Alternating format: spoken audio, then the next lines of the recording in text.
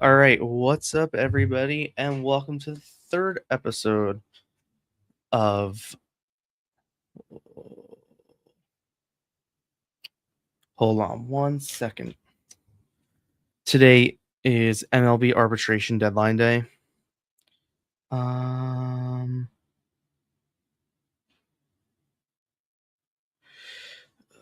Hold on one second. This is a bad way to start this.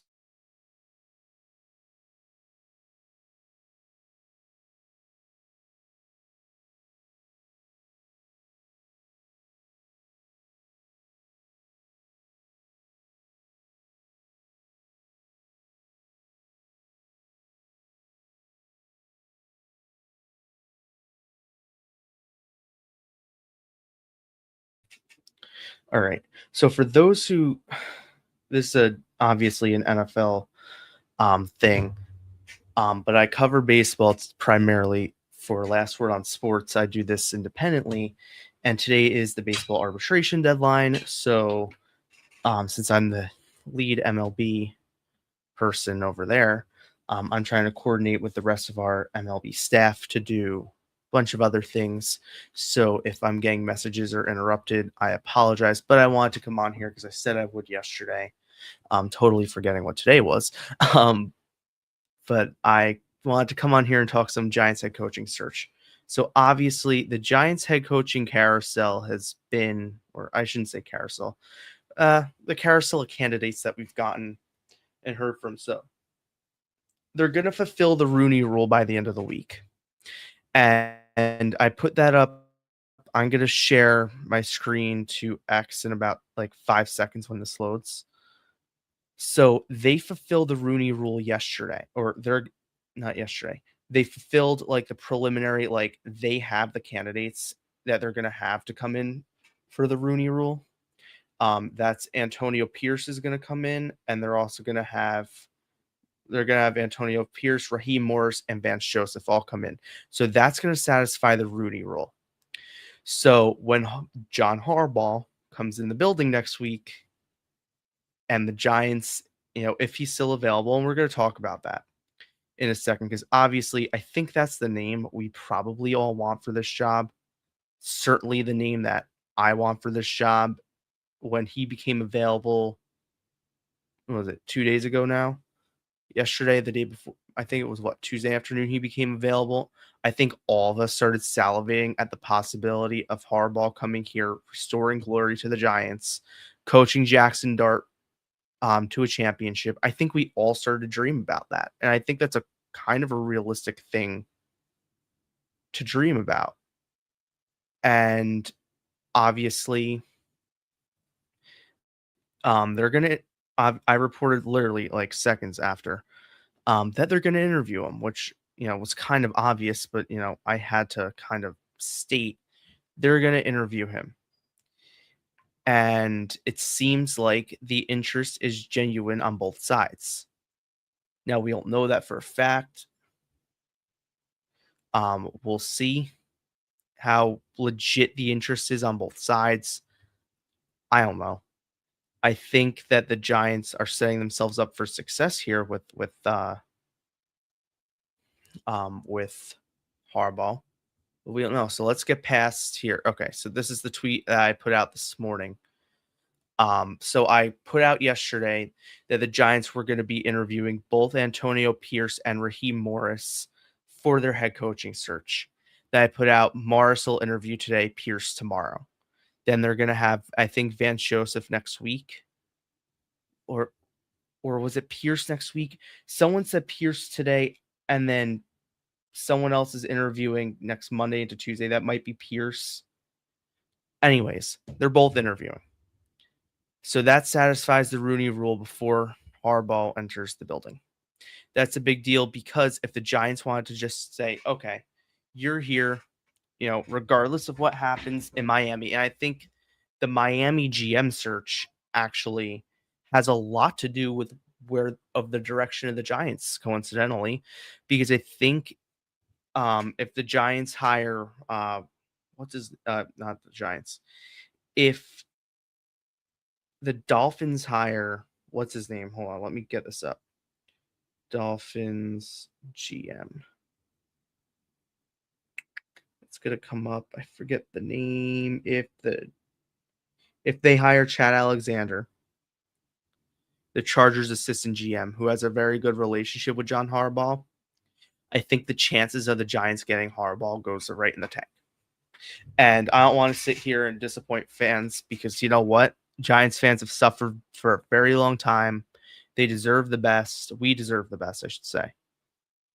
And I think Harbaugh is the best head coach available on the market, obviously.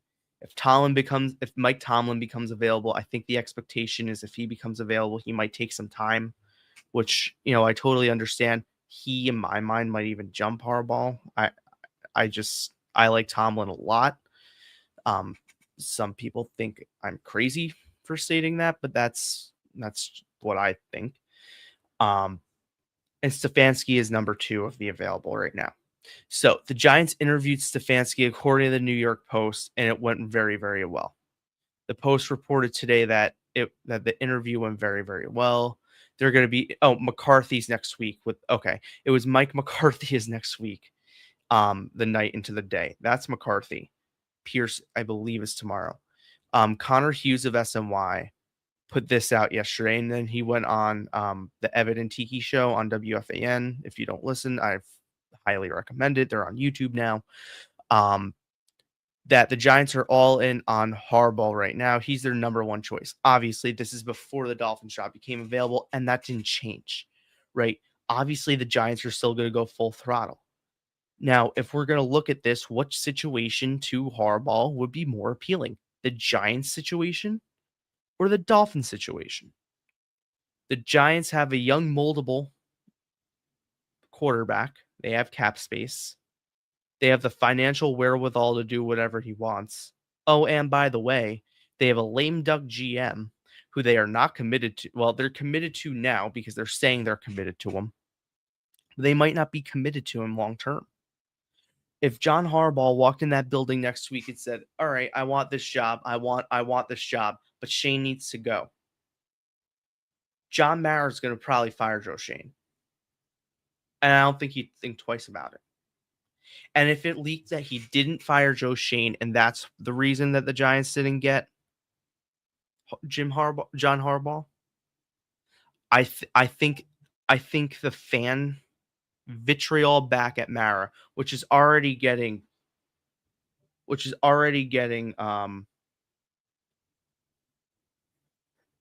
it's getting blown up a lot right now. Right? Obviously the fans of the Giants obviously we all understand and sympathize for Mr. Mara. But the notion that the Giants kept Joe Shane because they didn't want to do a GM search this offseason because of Mr. Mara's health, that's a little that for me is a little bit like that can't be the reason. If you want to drop comments, you can. That can't be the reason that the Giants don't hire somebody because of someone's look, I feel bad for Mr. Mara. I do. And I'm saying this. I really do. But you can't just neglect the team because of it. What about Steve Tisch? Steve Tisch can't handle a GM search? Or look at the Miami Dolphins. They're calling in external Troy Aikman's doing their GM search or helping with it. You can't call in a bunch of former Giants that would come in and advise you on a GM search. They'd happily do it.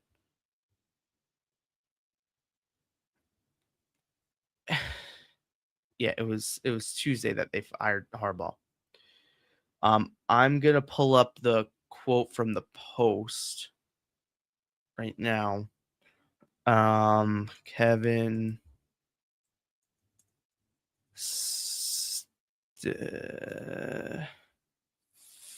Fan. It should come up in here somewhere.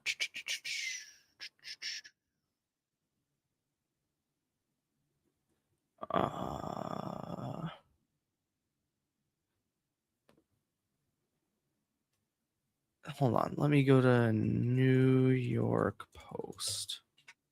It was in the Post today. Giants. Oh, I can't spell.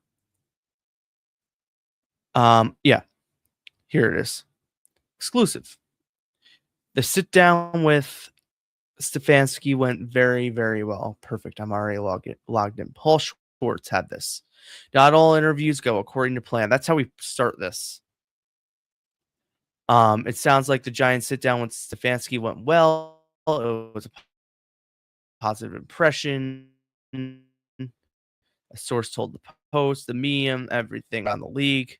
The Giants intrigue him. New York is exciting, no question. Source said, how can the Giants job not be? Look at the history, look at the organization. Everybody's interested. Okay, cool. So it's kind of like the Giants job's there. So is this, and this could literally be, okay, Stefanski is the backup plan. Ian O'Connor, who writes for The Athletic, had this out. I don't know why I don't follow him. Kevin Stefanski is indeed described as a very impressive guy, and meetings with the Giants front office and ownership into various department heads. But in the wake of Miami's opening, the Giants are said to be still very confident they'll get John Harbaugh in the building next week. We shall see. So if they get him in the building and the Rooney Rule is satisfied, here's a bright idea, Joe Shane and John Mara and Steve Tisch. Don't let him leave the goddamn building. If you're going to get him in the building, regardless of the Miami opening, and he's going to interview, any demand of a contract, any money he asks for a house, he asks for a car, I don't care what he asks for. He asks for a new GM, he asks you to sell the team. Do it. Do whatever you can do to get John Harbaugh in the building and keep him there. Don't let him leave. This should be a situation they should mimic. You know what they should do? They should call up the Patriots front office. And they should say, how did you get a deal done last offseason with Mike Vrabel? With all the intriguing openings, the Jets, a little intriguing. The Jaguars were an opening. The Raiders, etc. How'd you get a deal done that quickly with Mike Vrabel? Obviously, once it became available, it was like,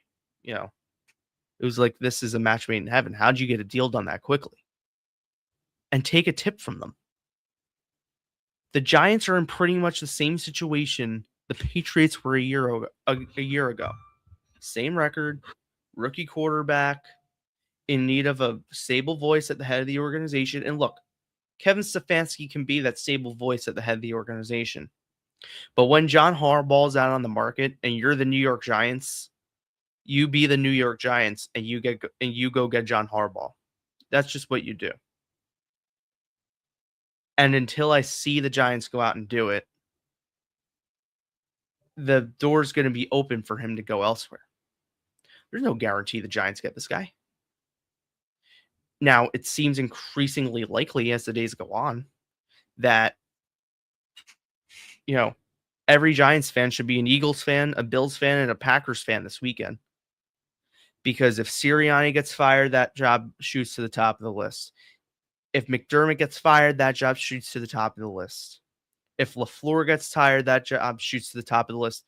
And if LaFleur gets fired, of the three, he'd be my most intriguing candidate as a Giants head, for a Giants head coach. He would be the most intriguing candidate to me. I have no interest in Sirianni. I have no interest in McDermott. Neither one of them. They both go to the playoffs. I don't think Sirianni is a good head coach. Neither one of them interests me. The Eagles job is the one I think everyone should be most concerned about opening. But we shall see. And I think the Green Bay job might open if they lose to the Bears because it's a division rival. It's that rivalry.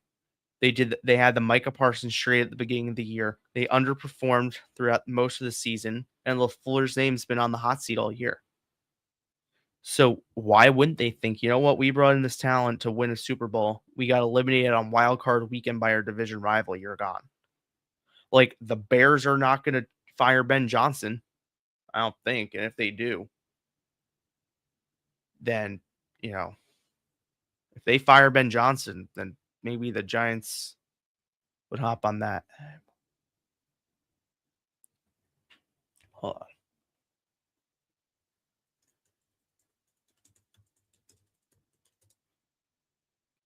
Oh, this is 12 pages.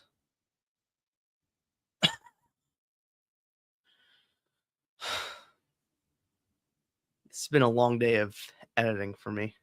Writing and editing, a long day.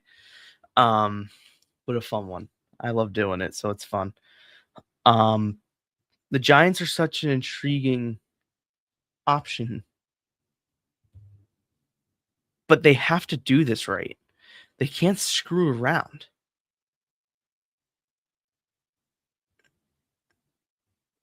We have to see what happens this cycle. I mean, look, other jobs might open.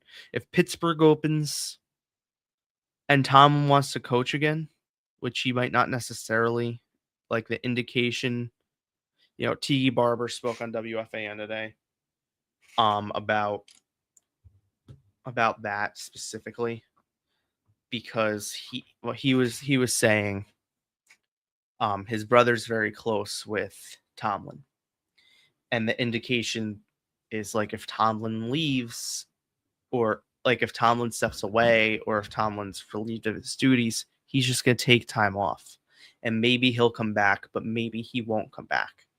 That's the indication with Tomlin.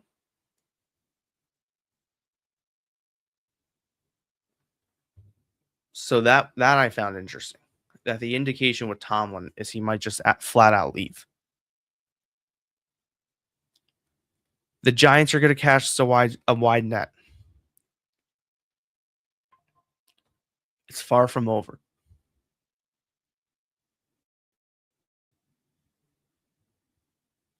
But I think the Giants are in a good spot to do what they need to do. I don't know why it does this. They're in a very good spot to hire a good head coach this offseason and do something that they need to do.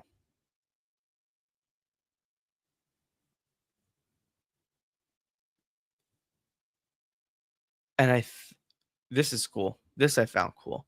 Peacock is introducing enhancements to its broadcast that will allow you to adjust the audio, including muting the announcers. So, Sunday Night Baseball just got better because Collinsworth's voice is fucking going off. Oh, you know what? They should let you mute individual microphones. Someone had that yesterday. But obviously, as the Giants continue to interview candidates, they did interview Kafka yesterday. I think that's a nothing burger. I don't think he is getting the job. I don't think he was ever getting the job. But they did interview Kafka, so it's worth mentioning. I'm going to leave it there because I think that's all we have right now. Like the Giants haven't, I mean, you can't really say they haven't done much. It's been 2 days. Really, like it's been a couple days. But they need to, once they get Harbaugh in the building and that situation becomes clear, because remember, the Dolphins are behind the Giants in terms of like coaching candidates. They have to fulfill the Rooney Rule. They can't just interview 3 candidates, 2 minority or female candidates, and Harbaugh and be like, it's done. Because ESPN reported they never had contact with Harbaugh, which I don't know if I believe that fully, but Schefter reported it, and he's normally very good, so you never know. But that's where things stand right now. Harbaugh's the leading candidate, Stefanski's 2, and then it's probably McCarthy. You know, maybe Raheem Morris impresses this week. We'll see. We'll go from there. I'm going to end it since the arbitration deadline's in like 90 minutes, and I really want to hopefully this finishes so I can get this out as soon as possible. But thank you so much for watching. Subscribe and have a great night. Let's hope the Giants get Harbaugh. That would just be the easiest solution to all of these problems.